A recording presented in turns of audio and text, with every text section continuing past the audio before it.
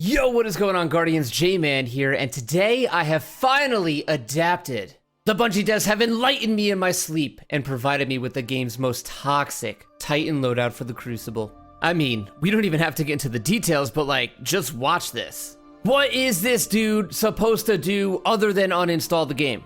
Now, you probably already noticed that this loadout revolves around the exotic waveframe grenade launcher Dead Messenger, but before we dive into the specifics, I want to clarify this build's intent. Every time you make a build, it's for a different purpose, right?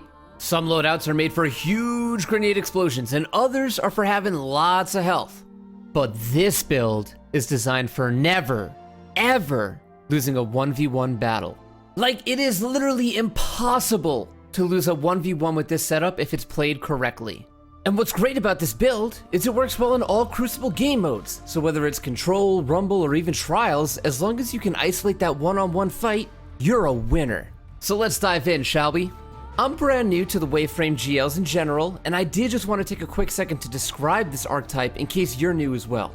Waveframes are not like lightweight frames that detonate near the target like Ignition Code or Truth Teller. Waveframes actually emit this wave of energy on the ground that does some pretty gnarly damage against Guardians. And what's interesting about Dead Messenger is it actually shoots out 3 waves as opposed to the usual 1 wave from legendaries. So if you're that dude who can't hit your shots, no worries man, because Bungie has your back with this one.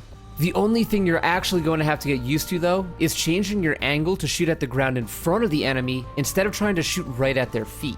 But Dead Messenger is really just the start, because in its base form, it cannot one-hit kill a full health Guardian. Which is why we're gonna need to swap to a solid kinetic weapon that can clean up the scraps. I personally opted for a multi-mock. It's obviously an exceptional weapon all by itself, but it's perfect for mowing down a Guardian with little to no health. Now you can use any kinetic you want, but what I really recommend is something that has the ability to auto-reload. The reasoning behind this is that this build is a 2-weapon combo, which means we don't want to have to waste too much time reloading both weapons just to get back into the next fight. Now my multi-mock does have subsistence, which isn't bad. Obviously a weapon with auto-loading holster is your best bet, but I also do tack on an SMG holster mod to help with this. And by the way, I do recommend a grenade launcher reload and SMG dexterity mod on your arms just to help with the speed of reloading and swapping guns. So this loadout is a get-in-your-face type of build, and if you're a Titan, you might as well do that with some invincibility. Am I right? And this is where Anteus Wards comes into play. Anteus Wards is one of those exotics that did get hit with a slight nerf, but is actually still so powerful, and I'm actually kind of glad no one really uses it. The way I like to combo this is to hit folks with the slide, blocking all incoming damage, and at the same time, blast the enemy with the Dead Messenger. If done correctly, your opponent should be absolute while you're full of health, making that cleanup with your kinetic pretty much free. One thing to watch out for though, is don't always rely on Anteus Wards. If you get in the habit of sliding into every engagement, the stompy hunters are going to start reading you like a book and jumping above your Dead Messenger waves. So feel free to get a little height advantage from time to time to keep your opponents off guard.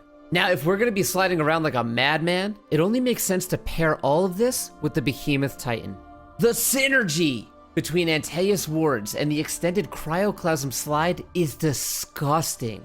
And if I find myself in a bit of trouble, I can always cop out with the Howl of the Storm aspect to spawn a cheesy Stasis Crystal. Now for the grenade, I was going back and forth between Cold Snap and Glacier Nade, and I honestly think the Glacier is the way to go here. And this is mostly because of the Whisper of Chains fragment reducing incoming damage.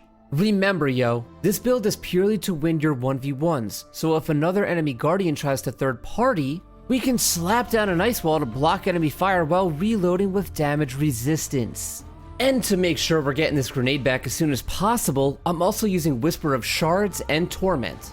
The last thing I'll say about this build is do not rely on this subclass's super whatsoever. This super was actually nerfed so hard in terms of speed, and in my opinion, is kinda worthless. But aside from that, hopefully you like the look at this build and literally never lose a 1v1 again.